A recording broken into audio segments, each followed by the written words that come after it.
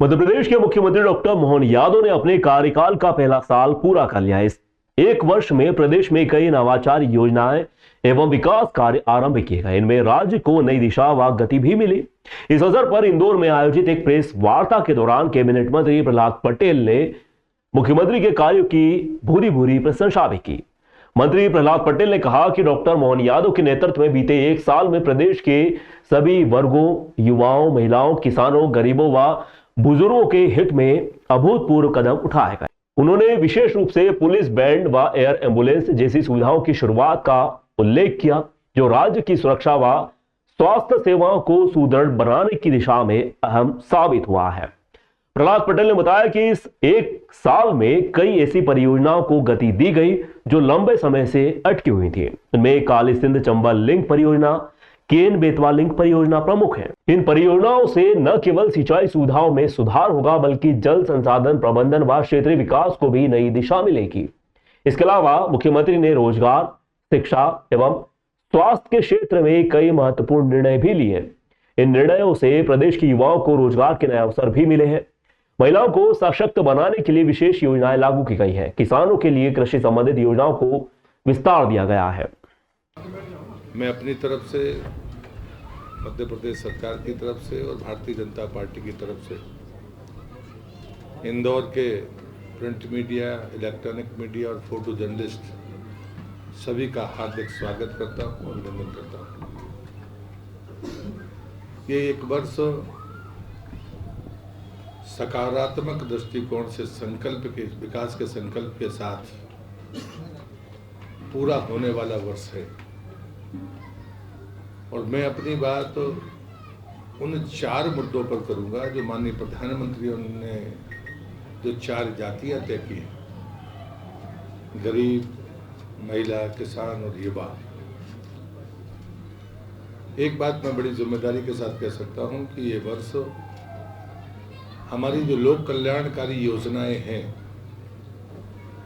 उनको सतत चलाते हुए हमने अपने विकास का खाका खींचा है और हमने अपने लक्ष्य निर्धारित किए। जब मैं ये बात कहता हूं तो एक बात गर्व के साथ कहता हूं कि कुछ ऐसी चुनिंदा चीजें हैं जो पहले कभी नहीं हुई, कल्पना थी लेकिन हो नहीं पाई। एयर एम्बुलेंस जैसी कल्पना मैं उमा जी के समय से सुनता था, लेकिन उसने मूर्त रूप लिया इस एक वर्ष में। इंदौर में 9 से 12 जनवरी 2025 के बीच प्लास्टपेक 2025 का भव्य आयोजन होने जा रहा है। मध्य भारत का यह सबसे बड़ा प्लास्टिक उद्योग सम्मेलन शहर के लाभ गंगा एग्जीबिशन सेंटर में आयोजित किया जाएगा। इस बार सम्मेलन की थीम प्लास्टिक उद्योग की भविष्य के लिए तैयारी, आर्टिफिशियल इंटेलिजेंस, पाइप, कृषि, फार्मा इनोवेशन तथा तकनीकी विकास रखी गई है। इंडियन प्लास्टपेक फोरम के अध्यक्ष सचिन बंसल ने इस आयोजन के महत्व को रेखांकित करते हुए बताया कि यह सम्मेलन प्लास्टिक उद्योग के विकास के लिए एक अनूठा मंच साबित होगा। सम्मेलन का उद्देश्य न केवल उद्योग में उभरते तकनीक रुझानों को प्रस्तुत करना है, बल्कि विभिन्न विशेषज्ञों, उद्योगपतियों व नीति निर्माताओं को एक साथ लाकर प्लास्टिक उद्योग की मौजूदा चुनौतियों के समाधान तलाशना भी जरूरी है। प्लास्टिक पेक 2025 में आर्टिफिशियल इंटेलिजेंस, रोबोटिक इंटेलिजेंस, कृषि उपकरण, फार्मा एवं पाइप निर्माण जैसे क्षेत्र में प्लास्टिक के उपयोग की नई संभावना एवं तकनीक नवाचारों पर विशेष जोर दिया जाएगा। आयोजन में प्लास्टिक उत्पादों के पर्यावरण अनुकूल विकल्पों पर भी विचार किया जाएगा, जो सतत विकास के लिए जरूरी है। सचिन बंसल ने बताया कि यह आयोजन आर्थिक व औद्योगिक प्रगति को बढ़ावा, यह सम्मेलन न केवल उद्योग के विभिन्न पहलुओं को जोड़ने का प्रयास करेगा, बल्कि स्थानीय व अंतर्राष्ट्रीय स्तर पर व्यवसाय के नए अवसर भी प्रदान करेगा। इंदौर मध्य भारत का एक प्रमुख औद्योगिक केंद्र है, इसीलिए आयोजन के माध्यम से राष्ट्रीय एवं अंतर्राष्ट्रीय उद्योग जगत का ध्यान आकर्षित करना काफी जरूरी है। जनवरी 9 से 12 के बीच में प्लास्टपेक 25 का आयोजन इंदौर लाभगंगा में कर रहा है, जो कि सेंट्रल इंडिया का सबसे बड़ा एग्जीबिशन है। प्लास्टिक्स, पैकेजिंग, प्रिंटिंग से जुड़े हुए सभी उत्पाद हम लोग यहाँ लाइव मशीन्स के साथ, रॉ मटेरियल के साथ विस्तृत रेंज में प्रोड्यूस कर रहे हैं। यहाँ पे हम लोग कोशिश कर रहे हैं कि artificial intelligence, robotics, agriculture, plastic culture, इस पे फोकस किया जाए, लाइव सेमिनार्स, वर्कशॉप्स, इस तरह के सारे इनोवेशंस के जितने लेटेस्ट पैटर्न हैं हम लोग वहाँ 9 से 12 के बीच में एग्जिबिट कर रहे हैं लाभगंगा में। और प्लास्टपैक फोरम ने कोशिश की है कि solid waste management, plastic waste management के ऊपर भी वहाँ पे हम लोग एक छोटा सा कॉन्फ्रेंस रखें। तो वहाँ पे कॉन्फ्रेंसेस भी हैं, लाइव वर्कशॉप्स हैं और लेटेस्ट टेक्नोलॉजी इन प्लास्टिक्स के ऊपर हम लोगों का मेजर फोकस है। यही हमारी थीम है। मध्य प्रदेश में हुई वन रक्षक परीक्षा के परिणाम घोषित होने के बाद से अभ्यर्थियों ने प्रदर्शन शुरू कर दिया है। परीक्षा में गड़बड़ी का आरोप लगाया जा रहा है। आरोप है कि परीक्षा परिणाम में से छात्रों को 100 में से 101 नंबर दे दिए गए हैं, जिन्हें पिछली बार पुलिस भर्ती परीक्षा में 60% अंक भी नहीं मिले थे। सोमवार को बड़ी संख्या में अभ्यर्थी इंदौर के कलेक्टर कार्यालय पहुंचे और प्रदर्शन करते हुए जमकर नारेबाजी भी की गई। छात्रों का कहना था कि वन रक्षक परीक्षा के दौरान भारी गड़बड़ी की गई है। परीक्षा में टॉप 10 में शामिल सभी छात्र सतना, ग्वालियर एवं भोपाल से ही हैं। एक छात्र को तो 100 में से 101 अंक दे दिए गए, जबकि टॉप 10 में शामिल सभी छात्र पूर्व में हुई पुलिस भर्ती की परीक्षा में 55 से 60% अंक ही हासिल कर पाए थे, जबकि ये परीक्षा 6 माह पहले हुई थी। आक्रोशित सभी अभ्यर्थियों ने आज कलेक्टर के नाम में ज्ञापन सौंपा। वहीं इस मामले में जांच की मांग भी की है। छात्रों का कहना है कि अगर इसी तरह से सभी परीक्षाओं में गड़बड़ी या फर्जीवाड़ा किया जाएगा तो छात्रों का भविष्य क्या होगा। देश के बेरोजगार युवाओं का भविष्य खराब करना नहीं चलेगा, भ्रष्टाचार के दोषियों को उदाहरणमूलक सजा देना होगा। हमारी मांगे ये है कि हाल ही में वन रक्षक, जेल प्रहरी और उप निरीक्षक का जो परीक्षा परिणाम आया है, जिसमें मध्य प्रदेश के इतिहास में पहली बार ऐसा हुआ है कि 100 में से किसी विद्यार्थी के 101.66 अंक आए हैं, जो आज तक के इतिहास में कभी संभव नहीं हुआ था। इतने कठिन पेपर आने के बावजूद भी एक ही सेंटर से शुरू के 2 टॉपर निकले सतना से और 4 टॉपर ग्वालियर के और 4 टॉपर भोपाल से। अब हमारा ये कहना है कि यही फर्जीवाड़ा हुआ था पटवारी के अंदर, जिसमें उन बच्चों को ये भी नहीं पता था कि मध्य प्रदेश की राजधानी क्या है, और ऐसे लोगों को मध्य प्रदेश सरकार ने नौकरी दी। आज के समय में जिस बच्चे ने एमपी के अंदर ये वन रक्षक के अंदर टॉप किया है, वो एमपी पुलिस में 60 नंबर नहीं ला पाया है और वो टॉपर बन गया। बल्कि इसका पेपर तो 5 महीने पहले हुआ था, फरवरी में, और अगस्त में पेपर हुआ था का एमपी पुलिस का। जब आप एमपी पुलिस के एग्जाम में फेल हो और आपने वन रक्षक, जेल प्रहरी और जो उप निरीक्षक का पेपर हो उसमें टॉप कर दिया, तो इसको लेकर आज हम लोग यहाँ पर ज्ञापन देने के लिए आए हैं कि इसके अंदर जांच होना चाहिए। और दूसरी बात यह है कि ये टॉपर लोग सामने क्यों नहीं आते, टॉपर लोग क्यों भागते, इंटरव्यू देने से क्यों बचते, मीडिया से इतना क्यों डरते हैं। आज कोई भी मीडिया वाला अगर वहां पर जाएगा, मैं आपको लिख के दे दूं कि वो बंदा आपको उसके घर पर नहीं मिलेगा। जब हमने जानकारी ली तब पता चला कि वो भाई साहब वो तो घूमने निकल गए परीक्षा परिणाम देखते ही।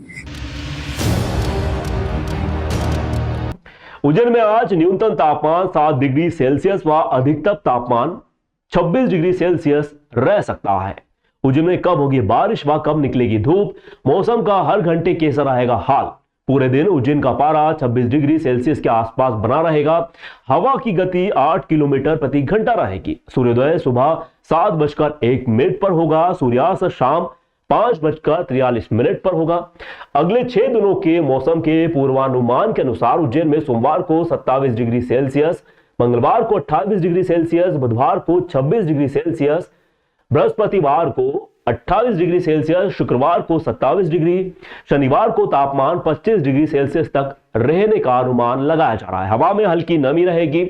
हवा की रफ्तार धीमी रह सकती है। सुबह, दोपहर व शाम एनबीटी पर जानिए उज्जैन मौसम के पूर्वानुमान से जुड़ी सबसे सटीक व लेटेस्ट जानकारी।